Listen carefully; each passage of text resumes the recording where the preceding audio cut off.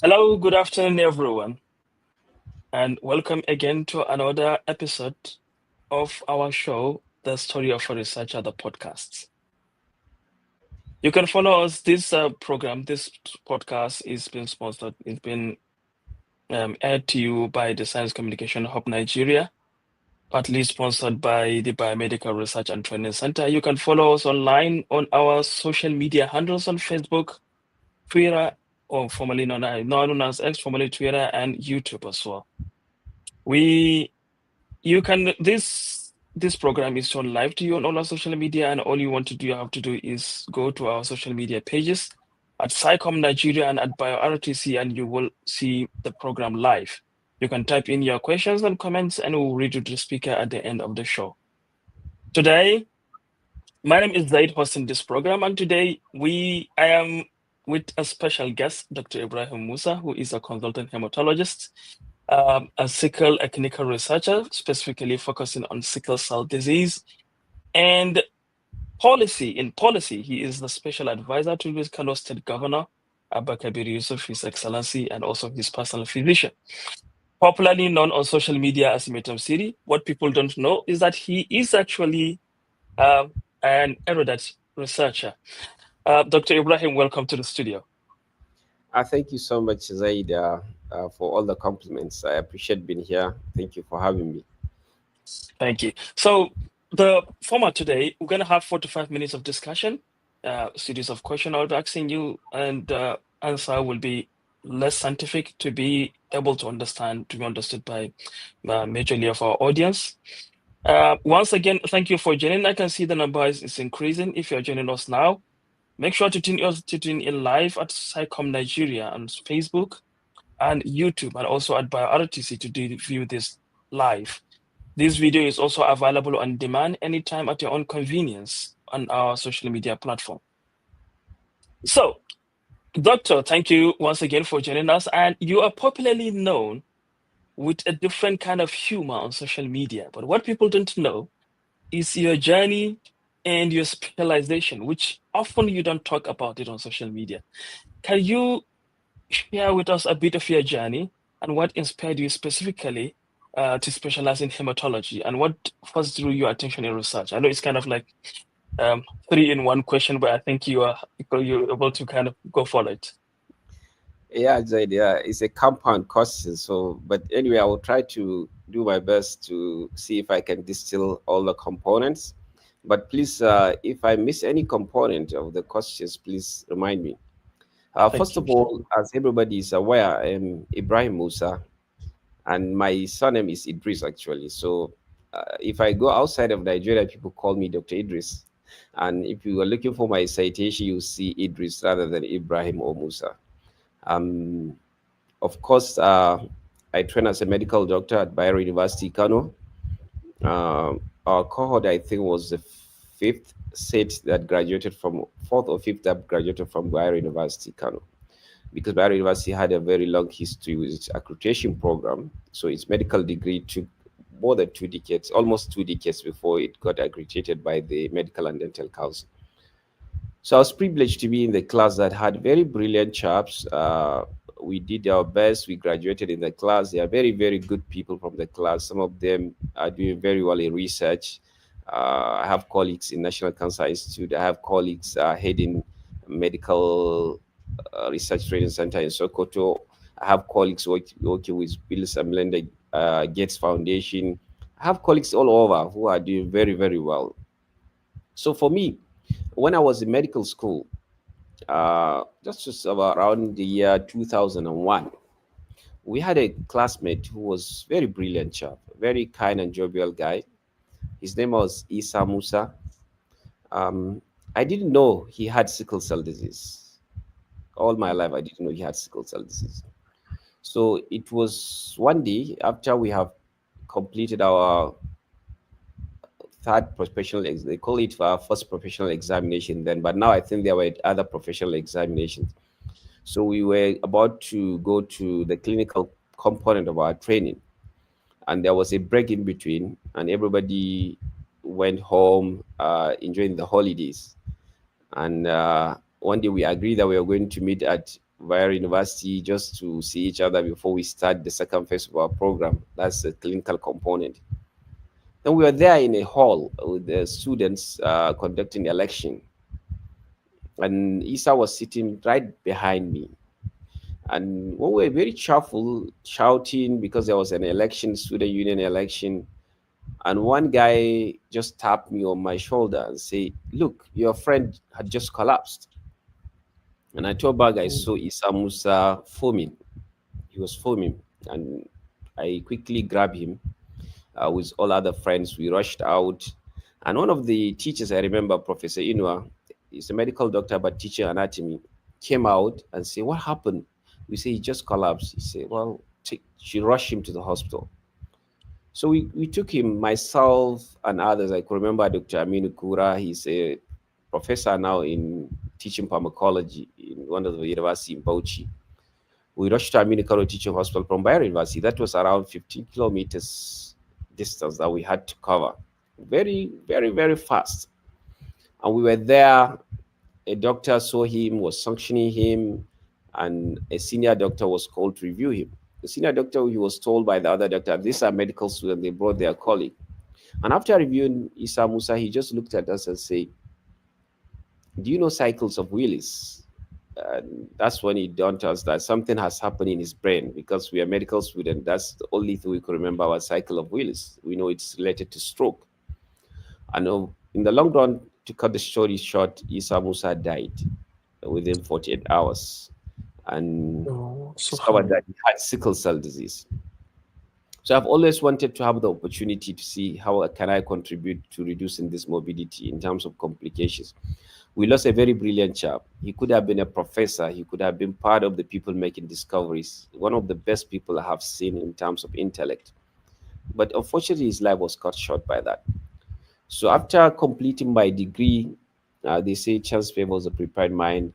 American Teaching Hospital put off an advert and they wanted to take resident doctors. And I look at it, there was an advert in the field of hematology.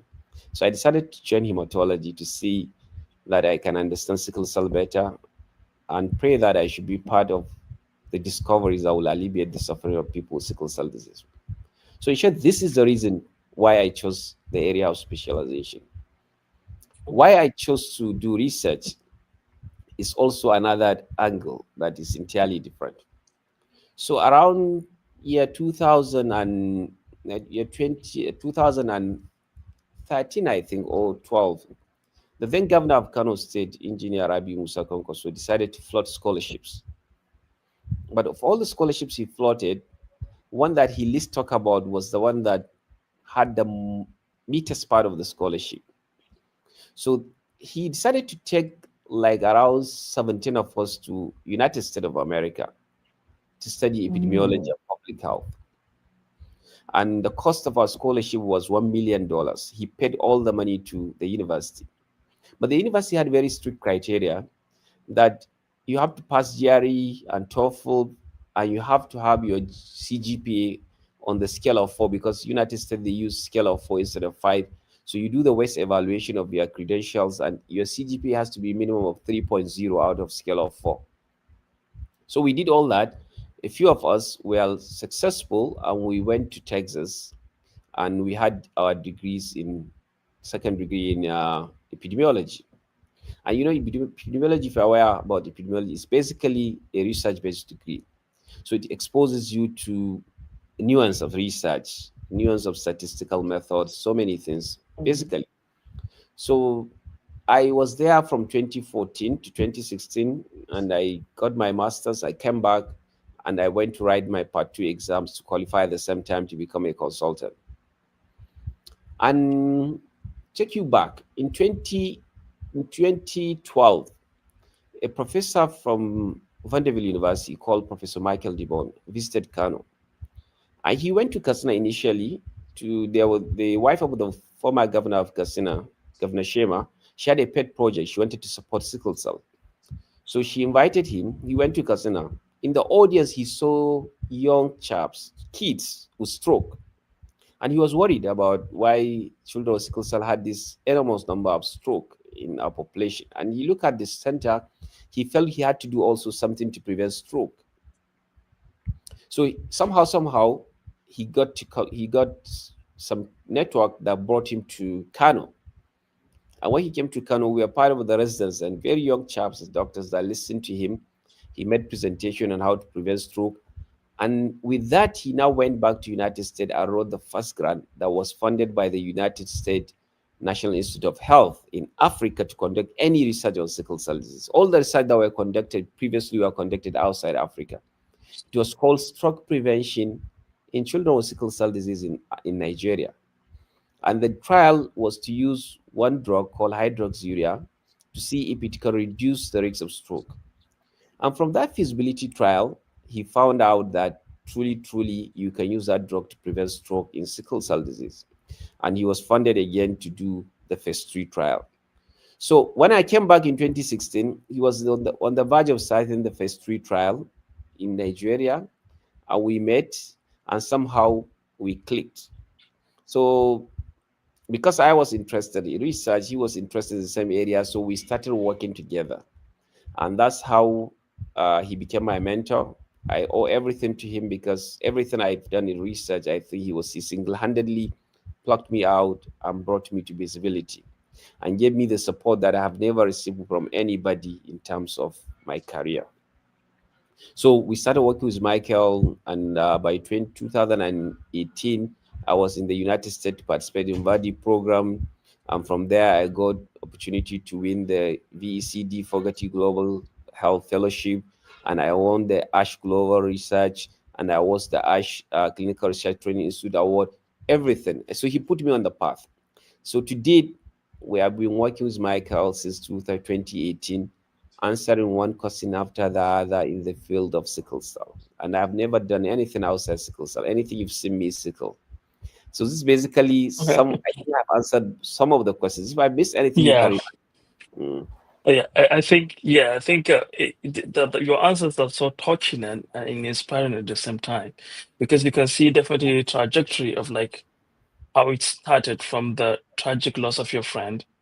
yeah. May Allah have mercy upon him, and eventually mentorship, effective mentorship, something that is really lacking in the Nigerian system, which is effective mentorship.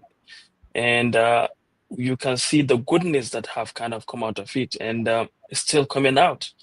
I'm Mm, really kind of touched by this. So just to add on, it shows like you've just narrated also the extensive background, including training, mm, including the experience and exposure in Nigerian system and the US as well. You've seen the global north, you know the Nigerian system.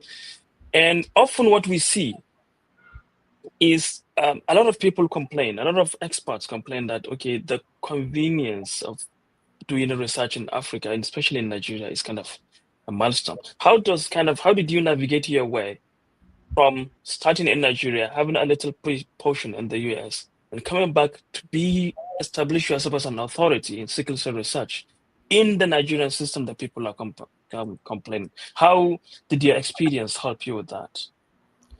So it's difficult to say. First, we know they are not comparable. The first wall and the third wall, these are not Yeah. comparable.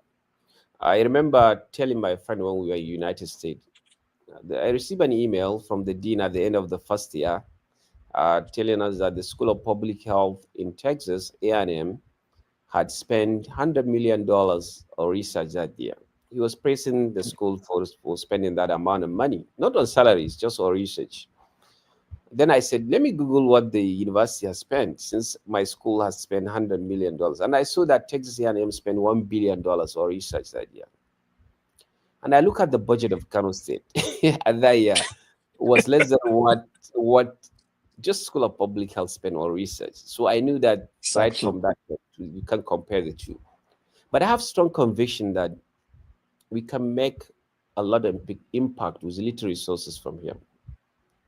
Of course, the money they will spend to make that impact. With the little one, we can make same impact here. So when I made my up my mind that I was coming back, because truly, a lot of people that we went to United States have not come back. They haven't come back. They are still there. They've become professors. Some have become very big doctors. Some have become very big managers.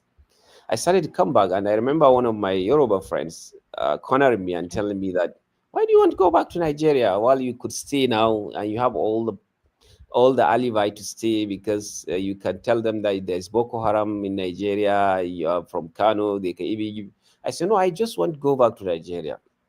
The unfortunate thing I made was when I came back to Nigeria, there was embargo on employment. So if you Mm. complete your residency training, they will tell you you have 6 months to leave the hospital and find job for yourself. And when I passed my exam, because I passed my exam immediately when I came back in September and I went to exam for the exams in October. And I remember that was the first time I had to use all my money to buy a lot of foodstuff. I didn't tell my family the reason. I bought those foodstuff because I didn't want them to suffer because I would be out of job soon. But thank God I was employed despite that. But what I see is there is lack of infrastructure here. There's also Mm. lack of mentorship here. These Yeah. two components are very critical. So I was privileged to get the mentorship from one of the most distinguished sickle cell researchers in the world, Professor Michael Dibon. So that he has covered that loophole for me. And because I had that mentorship, I didn't make too much errors at the beginning because everything he told me, this is what you should do. And I was very obedient person. It's very difficult to work with him because he's very hardworking. And that's most of the people that started working with him ended up having problem because he couldn't meet up with that. So I said that you didn't find me wanting in terms of hard work. I would do my best in terms of that because I wanted to learn. And I have another thing that worked favored me when I came back. So I also want to teach people the skill. Mm. So I built a big team. I brought everybody on board. When we started one of the studies, we had three radiologists, cardiologists, neurologists, psychiatrists, everybody on board. So many people. And I take my time to understand the work very well and to make sure that everything is done according to the protocol. And that dedication to the work gave me a lot of edge in terms of what I'm doing. And because Michael trusted me a lot, because he had worked with me, he had seen what I'm doing, he basically surrendered the project to me. So I was the one driving the project. So my leadership skill also came out clearly. Mm. I was able to manage a very diverse team. In the team that I had, even my teachers as part of the team. So I was managing everything and we're delivering. And we had the best recruitment strategy, retention strategy, and we completed the work. So really, really, that had helped. Issues of resource constraint is a big challenge for any researcher Yeah. in this part of the world. So because I had a mentor, so he told me where I could look for resources. I was really not leveraging on Nigerian infrastructure or instruments to get resources. I was getting my resources from the United States. So, and bringing resources from United States to Nigeria to conduct the research has really made it easy in terms of that. So what I realize is a lot of people don't even know where the resources are and how to get them. It takes almost a year to write a very good grant, at least 6 months if you are even very good at it. And you can write the best grant thinking that you have done the best. And when it goes through the study section, somebody can puncture it to the extent that you feel as you're a stupid guy when you are writing this. You didn't even know this. So there's a lot of disappointment with writing grant, and you have to be at your top best for you to be able to win because everybody across the world is looking for that little funds that's Mm. available, and there are people that are very good at it. They have very strong team. They have statisticians supporting them. They have institutional peer review mechanism that can support them. So many infrastructure which you don't have. So, but in our own case, that working with Vanderbilt University with Michael Dibon has really helped us because Michael asked me, okay, pencil out these names, invite them to review your grant before you submit it. And they'll come Mm. during the mock study. They'll write a lot about the work that you have spent years or months working on. And eventually it will look like, oh, I missed all these things. And you have the opportunity before you make the submission to correct that and get it. So I think we have a lot to learn from the Western world. We are lacking robust mentorship mechanism that can make it easy for researchers to actually grab what is called the low hanging fruit. And we have to teach them patience also. This is not a Mm. game where you win every time. This is a game where you can send 10 grants and you're lucky if you get one funded. And if you get one funded, everybody will celebrate that one, but nobody knows the pain that went through all those things and the failure that went through all those things. So you only see the success, we don't see the failure. The failure, there's a lot of failure in this game. You have to be ready to embrace it, and you have to have strategy not to be frustrated by it. Thank you.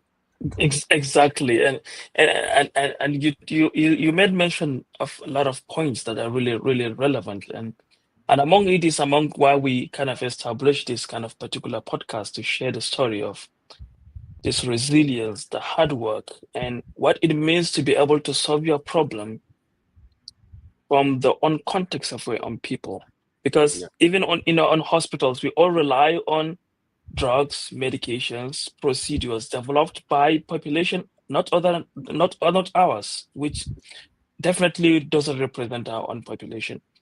absolutely. And yes, and that is why we want people to really understand the value researchers hold to the society. Any nation that is focused on development must hold care of their own researchers, because that is the only path it leads to development.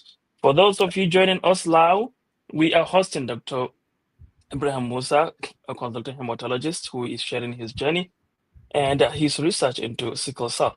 Remember to follow us on social media and also to check our website for more thrilling, exciting programs we are hosting. So, Doctor, we are going to shift the gear now from the basics and the inspiring story, and we're going to go into more or less of your own field of expertise.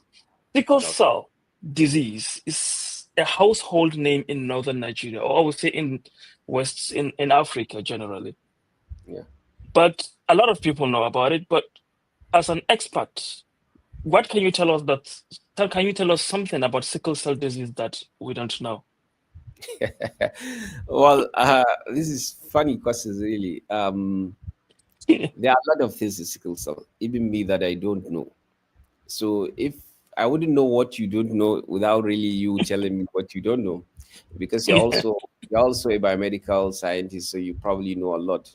But I think rather than coining it in the way of saying what we don't know, what do I Yeah. want people to understand about this disease? I think it would be better this way. So for me, people should know that sickle cell is the first disease that the world know its biological component very well. It's the first molecular disease. Mm, Every other disease that came, it will open up the world for actually understanding the biology of a disease. But despite this remarkable feat it has in the medical line, it took years before targeted therapies were produced for sickle cell mm, disease, because it's basically disease that affect blacks and other mm, low-income countries like India and Arabs, predominantly affecting blacks because 75% of the global burden is in sub-Saharan Africa and 50% of the burden is in Nigeria. So wow. basically, it's a disease that has been neglected because it has racial Mm, predilection, and people, we should be very frank about it. If you compare it to other diseases that are less common, like multiple sclerosis, and see the kind of investment the world has done in those areas, you find it that truly sickle cell is neglected. The second thing is, one of the most telling data on sickle cell came from study that was conducted in Kano in the 1970s. In the old Kano state, there is a city called Gariki village. It's now in Jigawa state. The World Health Organization conducted like an ecological study of malaria, and at that time Professor Fleming was there. He was a hematologist working in Abu's area, and they built that component of understanding the epidemiology of sickle cell disease. And they are the one that discovered that the prevalence of sickle cell disease at birth in Gariki was just about 2.2%. But if you allow this cohort of 2.2% without any intervention in a malaria endemic zone, by 5 years, 90%, over 90% of them have died. Malaria has killed all of them. So we understood that phenomenon very well, that malaria is the biggest driver of the gene.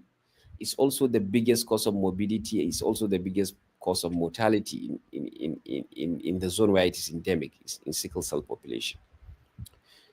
So understanding this is very important. It's a very important disease to us. Secondly, if you sickle cell disease alone will make you an expert of, if not an expert, at least to take you to every organ in human body. You have to understand that, because the complication of sickle cell will start from the brain, eye, lungs, heart, kidneys, the genital area, reproductive area, even skin. So it has systemic effect to the extent that you have to be reading everything in human medicine to be able to manage patients with sickle cell disease very well. The other thing that I want to understand is, why are we getting confused? There are two things that get people confused. They have very good implication. One, a lot of people or even clinicians confuse this result that come to them. If it says this person has symptoms of sickle cell disease, but his electrophoresis is telling you that it's AS. And this is because people don't read about relationship between sickle cell disease and beta thalassemia. People that Yeah. have sickle beta thalassemia plus, if you run their electrophoresis, it will look like AS, but they actually have sickle cell disease. And this create confusion because clinician will argue that this is not sickle cell disease from the result, but clinically the person has sickle cell because it's sickle cell disease. The Yeah. second confusion comes in issue of paternity, where parents are, one is AA, one is AS, and they give birth to a child and they tell them that this child has sickle cell disease. And the father will see the woman has is there's issue of infidelity and this confusion going to court and everything. And if they meet any other doctor that is not into sickle cell, they will tell them, no, there is no possibility. You can't have that. This is also because they don't understand the component of sickle beta thalassemia or not. If the father that has AA, one of his A hemoglobin has beta thalassemia, it cannot be expressed. So genetically, during the Mendelian distribution, they will distribute that gene that will not be expressed.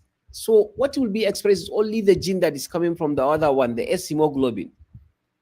So this is something that I wanted to mention this because it has implication. It causes legal dispute. It causes paternity dispute. And the first people that will be contacted are people that are not in sickle cell. They will say no possibility. If you come to a very good center, we can be able to distill that and be able to tell you that this is the reason why you have this possibility, and because you have thalassemia trait, even though Mm. you are A, you have thalassemia trait, and you cannot express your kids cannot express that because it's already arthritic. So I think this is what I would like people to understand. Not that it's something that is a knowledge out of the world, but it's something that Yeah. has social implication, no medical. Yeah.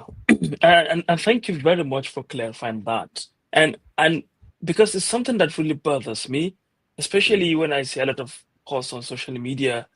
You see mm, some, like, what would I call them? Some traditional herbalists that claim to be doctors, mm, giving some kind of very, very weird kind of information about sickle cell disease and when it comes to genotype.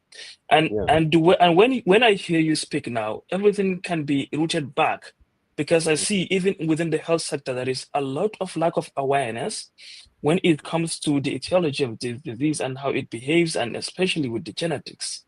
yeah, absolutely. So, so I think what do you think that there need to be a kind of awareness, a kind of a high level of awareness even within the medical sector about um, sickle disease, because it's a huge burden, especially when it comes to Nigeria.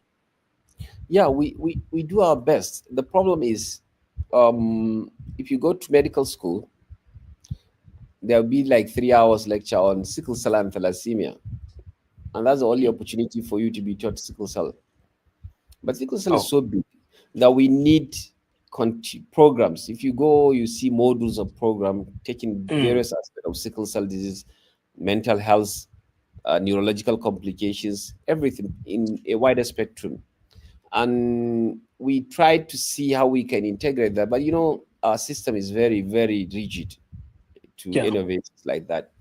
But I Exactly. think societies, we try to see how we can use societies, groups, to be able to have modules. Even now that we are in the era of online modules, you can make these presentations available, and people can go to YouTube and watch them in a very simple manner that they can understand this very well. And you can target with like continuing medical education points, so that when they have it, they can have certificate printed out and show that they have understood this. This is their level of proficiency.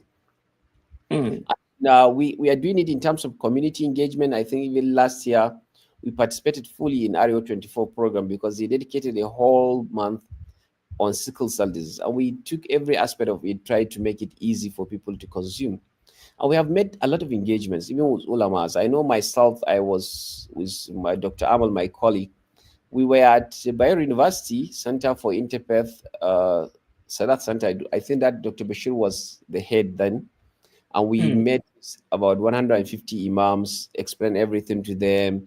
And even recently, when the Kano State government passed bill on screening for premarital screening, we gathered another members of Council of Ulama at SAS Kano. We did all that, but this is something that should be part of our even secondary school curriculum, because this disease is so Exactly. important that we can convince people to have syllabus that from primary school to secondary school, at every time you are be reminded about the importance of this disease and what it means to have this disease, what it means to prevent the disease, and some of these nuances and confusions that people get about the disease can be actually minimized if we have this robust mechanism.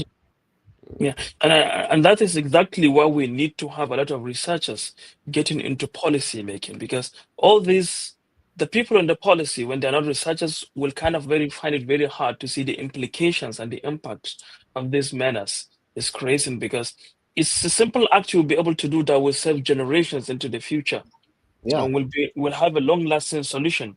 And that is why we need to have a kind of awareness about the impact of researchers. Let the policymakers understand, and if possible, to have researchers going into politics and occupying a seat of power to be able to steer some decisions that will really positively impact human lives. So the next question, Doctor, is like coming from a personal experience. yeah, So for most part of my life, I was meant to believe I'm a carrier of a sickle cell disease. Yeah. yeah, And then because I see the kind of the diagnostic test in Nigeria is just solely rigid and fixed only to the AAAS and the SS system. But when I came to the UK, I had my blood tested again. Then I was given that I said, okay, I am not even in the sickle cell spectrum. Rather, mm, I am a carrier of hemoglobin Philadelphia, a rare kind of hemoglobin. mm, Uh, but it's a new concept that I never heard of it. Then I started searching then, but there are a lot of also hemoglobinopathies that have yeah. been, they are not kind of like, you don't hear about them even in the medical sector in Nigeria. Like, what is happening? I'm sure that there have been a lot of misdiagnoses. Yeah. Why do you know about that, and why do you think it's happening that way? So basically, like you've already highlighted, we make diagnosis here. Basically, the commonest thing we do is called electrophoresis, and the electrophoresis is just to test the pattern, the mobility pattern of these hemoglobins, and there's what we call co-migration. Certain hemoglobins co-migrated with others, and it's not very difficult for people to distill between the two if they are in the same band length. So basically, we're increasing our spectrum of diagnostics now. Like if you come to my center, we use HPLC now. And Mm, HPLC will be able to differentiate more hemoglobin variants compared to electrophoresis. And you can be able to quantify the percentages. But still, there are hemoglobins that you cannot be able to pick with HPLC, which you now go to isoelectric focusing. Sometimes you have to even do genetics to be able to understand the SNPs that are there. So it's not the reason why, like something like Philadelphia hemoglobin will not be a problem here is because it's so rare in this part of the world. We know the pattern now. If you go come here, the biggest problem is hemoglobin SS. SC, Mm, you see pocket of it in the southwest and to some extent in south northeast. These are places where you see some level of. But if you go to Ghana, SC is almost equalizing SS. So mm, there are many of these hemoglobin variants, but the one that have clinical relevance are the one that can cause sickling. And yeah, these ones are whenever you have abnormal hemoglobin with hemoglobin S, you can have that tendency of having sickling. That's heterozygote. That's where you yeah, have like something like SC, SO Arab, SD Punjab. Some of these hemoglobins are there. And they reflect your background. Probably, I don't know whether you have relationship with African Americans. That's why you have G Punjab or G Philadelphia or whatever. yeah. G Philadelphia was like, kind of, what is Philadelphia, man? Guys, come on, man. I Mhm. have to go through a lot of it, and I was it's, like, it's very difficult I'm to not make even that on the kind of spectrum. distinction here. It's very difficult, really, Okay, because electrophoresis will not be able to give you that kind of distinctions. But if you have but isoelectrofocusing and HPLC, you may be able to do some of them. yeah, I read that it's really, really rare. But the thing is, like, do we have data, for example, from Nigeria, that kind of looked into, or any kind of research work that looked into to determine the maybe, for example, like hemoglobin G, like Philadelphia I'm having, the No, prevalence. So, no, so not we don't really. even know whether it is rare or not rare because in a So, society we don't. so I don't know. what we think is happening? There are two ongoing research that are very critical to answering these questions if they really work hard on it. There is CONSA, which is a newborn Mm, screening consortium sponsored by American Society of Hematology, and they have center in Kano, Kaduna, Abuja, and I think some other places.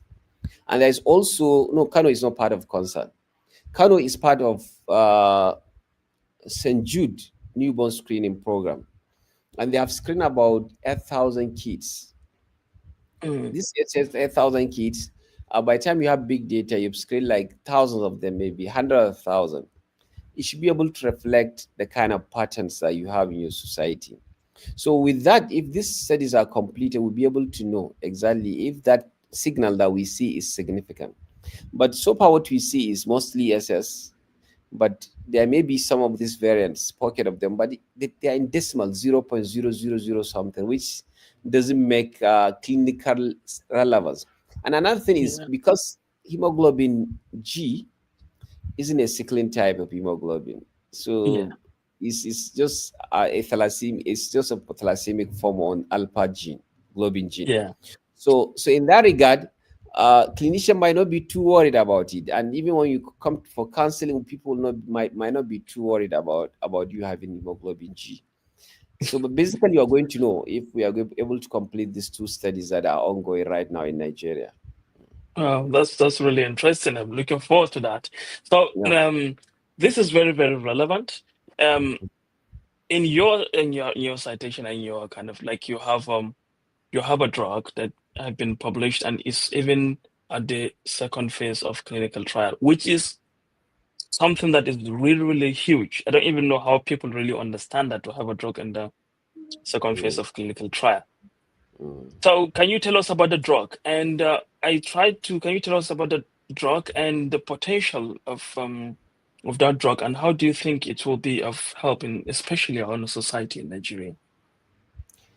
So, really, it's not that we created a new drug. What we did Mm, was purposing, taking a drug and looking at the pathobiology of a disease. So the complication we're working on is called priapism in English. And priapism is a situation where people with sickle cell disease, about 33% of them will be having painful erection that will last hours to the extent that they can develop erectile dysfunction because of that complication. It's so painful that mm, people can commit suicide because of that pain. So we look at I have, well, like I tell you always, research, innovation comes when two knowledge meets. yeah, We really make impact if we sit in our own false corner and believe that we have all the understanding. So there's a exactly. professor in Johns Hopkins University. He's called Professor Arthur Barnett. You can Google him. Okay. One of the top guys in urology in the world. Professor Barnett actually discovered the pathophysiology of priapism, and his discovery was part of the reason why this drug sildenafil was produced in the world.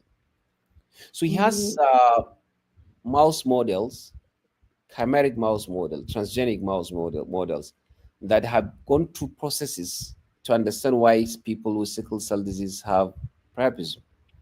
So some of them, their NO gene was knocked up, and to see what will happen to them. So with all this is eventually understood that the problem in sickle cell is because they have a lot of intravascular hemolysis. Their blood breaks down and they mop up their nitric oxide, and this nitric oxide is central in the regulation of erection. So if you don't have nitric oxide enough, it will lead to what we call phosphodiesterase 5 dysregulation.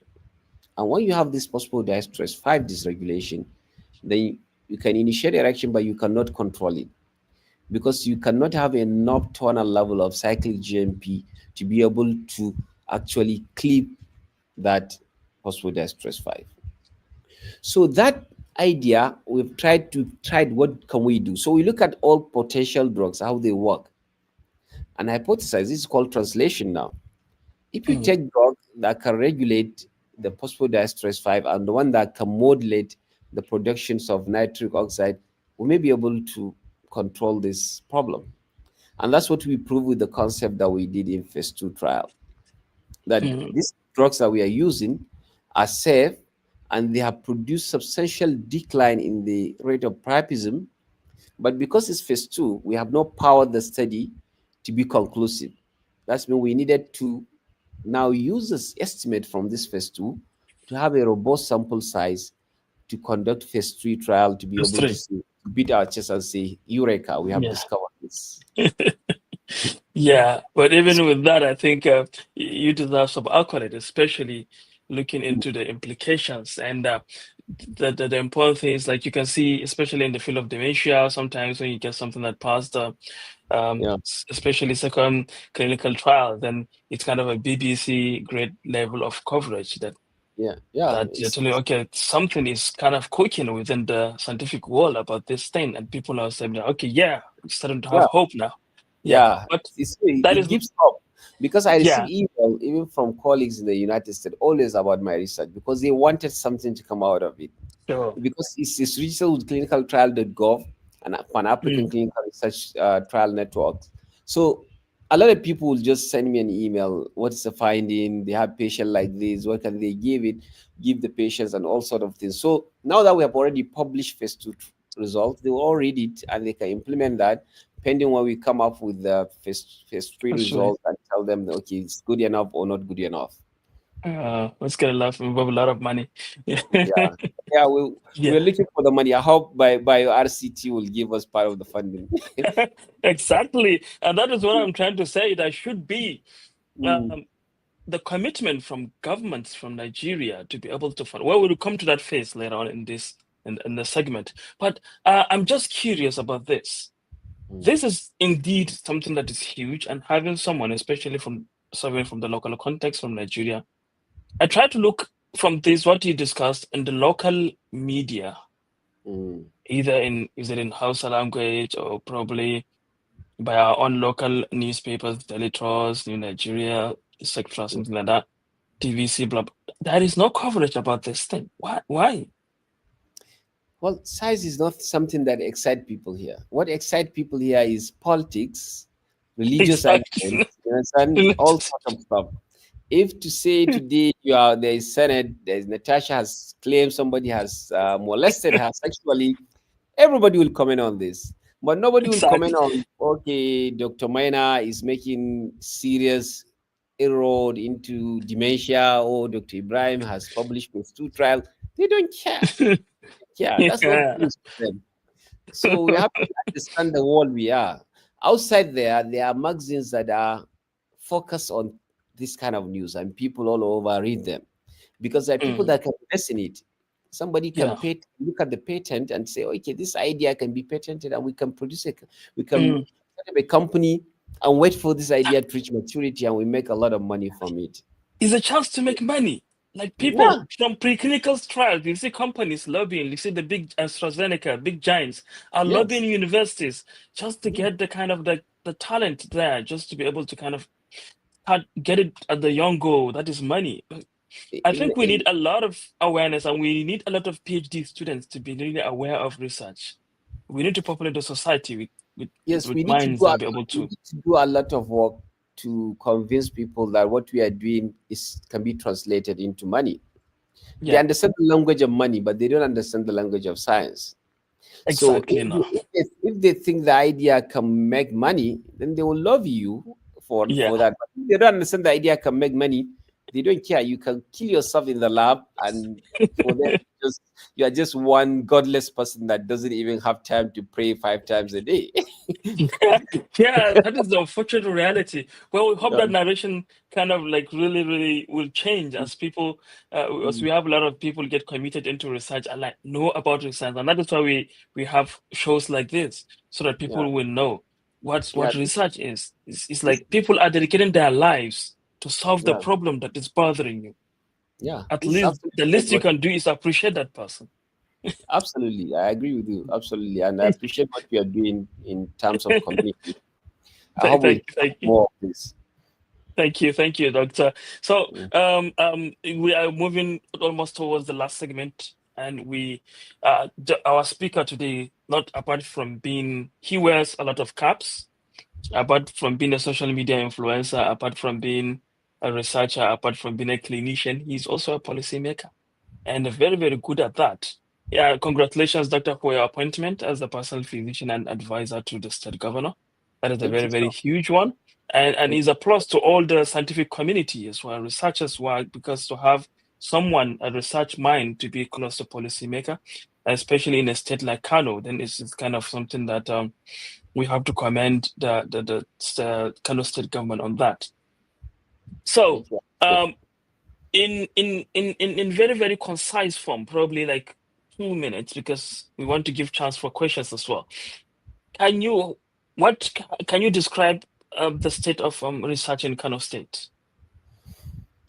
Well, I'll be honest with you. Kano is big, Yeah, and my mandate is limited because I am focused on health services.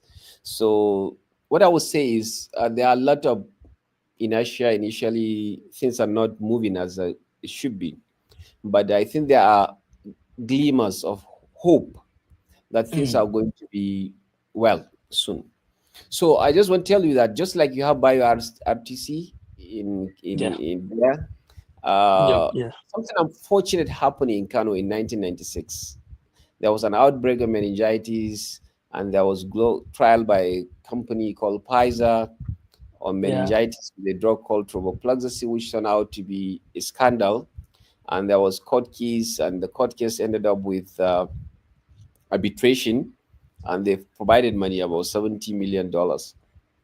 Part of the money was to build a research center in Kano. So that research center went through a lot of challenges, but now it's been brought back to life. It's called Kano Wow, Independent Research Center.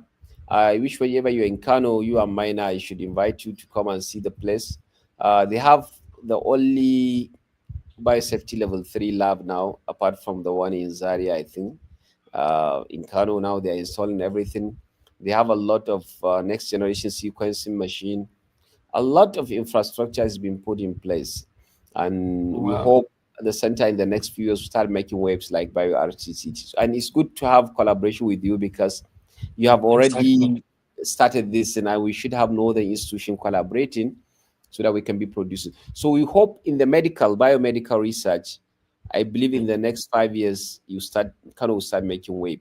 In terms of what is being done, we have already been known, especially the teaching hospital is well known in terms of sickle cell research, medical clinical research, because no yeah, center in Nigeria has conducted clinical trials like Aminu Kano Teaching Hospital. So Aminu Kano is part of Kano, and we hope this is going to yeah, be maintained and is going to produce younger ones that will join the same path. And we hope from the universities, because Kano has two state universities. Now, recently, the medical school in Northwestern University, has been accredited by the Medical and Dental Council, thankfully, because of the resources the governor has provided for them. So we hope when they come on board, we'll try to see how we can integrate this culture to take advantage of these institutions that are there, the instruments that are there to be visible also in research. So Mhm. there were gaps, but we are seeing glimmers of hope, and we hope then subsequent when we address the infrastructure gap, because there are a lot of infrastructure gap and human resource for health deficit that we have, we will integrate component that will support research in the next few years. But this is not the immediate priority, because now we have to even bridge some of this gap. You have places where there are no clinicians to work. You have institutions that have no instruments to work. So we're trying to take it in phases. And thankfully, the executive Mhm. governor has approved a committee to do the audit for all this. So we are going to come up with a plan, like how to Wow. address this. And hopefully, we'll address this during his tenure, inshallah.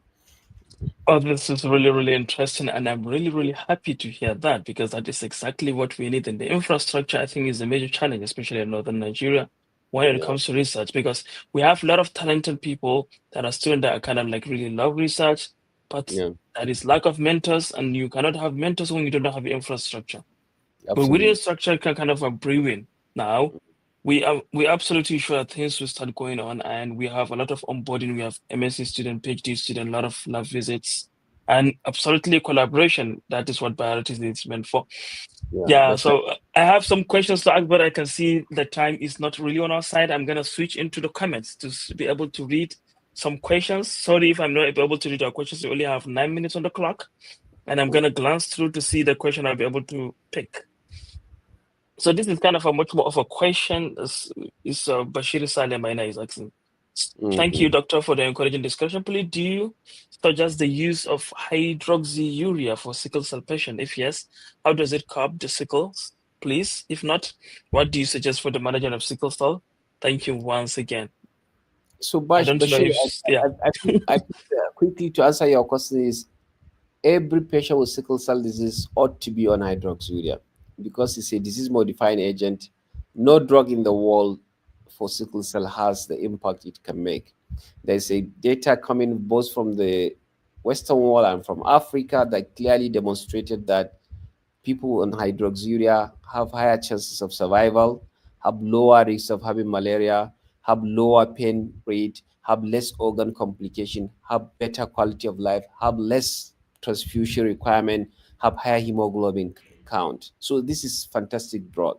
I have summarized it in terms of how it covers the drug. It improves the hemoglobin, it improves the hemoglobin, it improves nitric oxide, it reduces white cell and blood viscosity. So it's a wonderful drug that I think every patient should be on this drug, and there is no any alternative that can match up with hydroxyurea right now.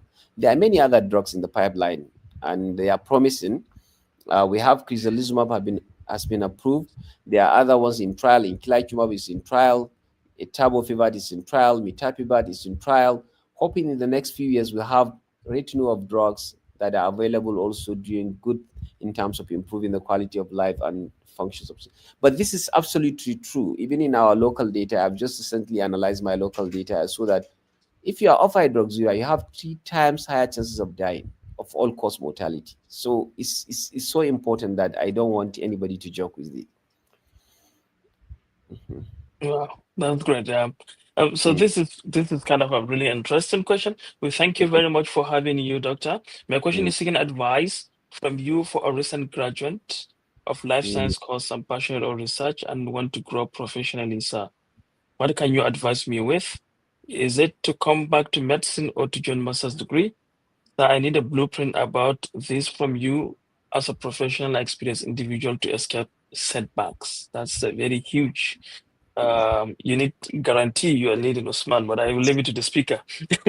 So basically, I will advise Usman to get a mentor close by, somebody that understand him and understand his capacity, so that he can guide him. They are all good options. You can go for master's, PhD, and grow and become big. There are examples of Yeah, people. Dr. Maina is here making wave yeah. in the world in dementia.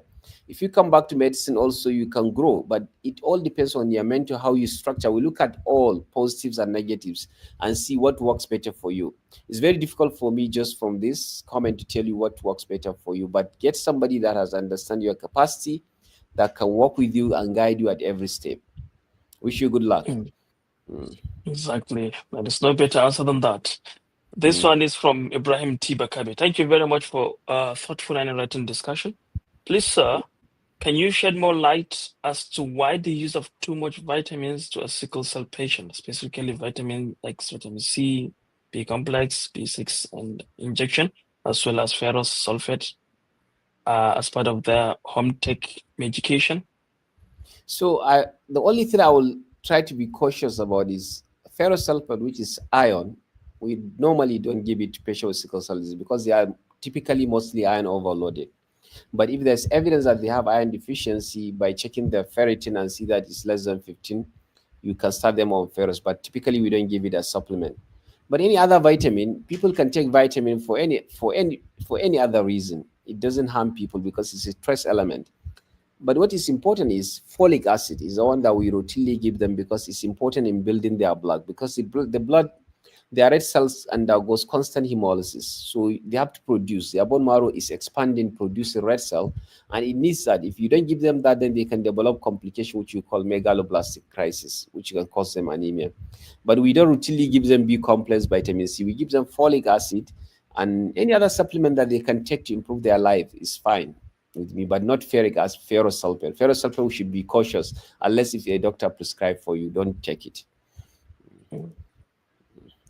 Thank you. This is kind of so he's from Sharif. He said, what's the truth of saying that majority of sickle cell disease is in the Northeast, particularly Yobe State, and why? Thank you. I do not know if it's true that they are from Yobe State, but what I know is majority of the people with sickle cell disease are from Nigeria. 50% of the birth, there are 300,000 newborns every year with sickle cell disease. 150,000 are born in Nigeria. And majority are born in northern Nigeria because we have tendency for what you call consanguineous marriage. So if you have consanguineous marriage, there is gene pooling. If a disease is genetic, it will runs in the family. So this is the basic reason probably why we have high burden of sickle cell disease in part of the world, and we don't normally go through premarital screening to be able to choose our partners. So Mhm. it might be higher in Kano, even or Maiduguri, but I don't know whether Yobe has the highest. But Yobe is one of the states in northern Nigeria, so we have the same demographic, same problems, same culture, same attitude towards life. So I think we should just Exactly. try to work hard to on this area. Yeah. So this is an interesting question. Sorry to question. This one, please, I need more explanation on beta thalassemia gene for a person who is AA and how this affects his child if he marries AS. So quickly so that you can understand. If you understand you have two hemoglobin, I will use my hands. One is A, one Yeah. is A. If you can see my hands. So if you have beta thalassemia, one of the hemoglobin, this, that's mean basically is not there. The gene is there but cannot express anything. If we know Mm, Mendel law, Mendel say that first the genes will segregate, then the second law, the gene will be independently assorted. That's what is happening. So during the assortment, if this gene that is thalassemic is not expressing anything, goes and meet with S hemoglobin from the other partner, then you will have what? S beta thalassemia. That's mean the only hemoglobin that will be expressed is the S hemoglobin. The beta thalassemia will not be expressed. So basically, you have S hemoglobin. So that is the implication in terms of marriage. mm. So I hope the new Shabi you have a decision to make. Mm, Um,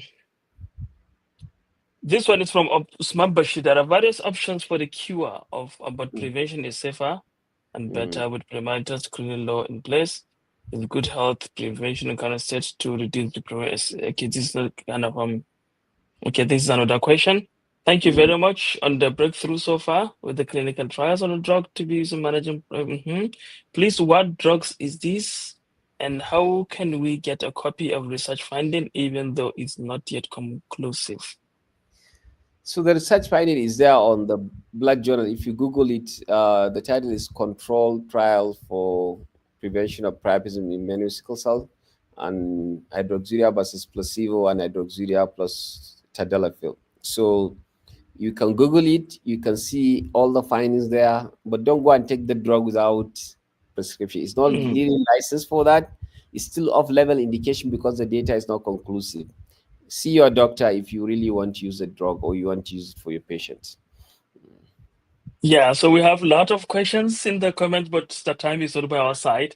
We'll see to be able to see how we'll be able to answer their questions online if possible.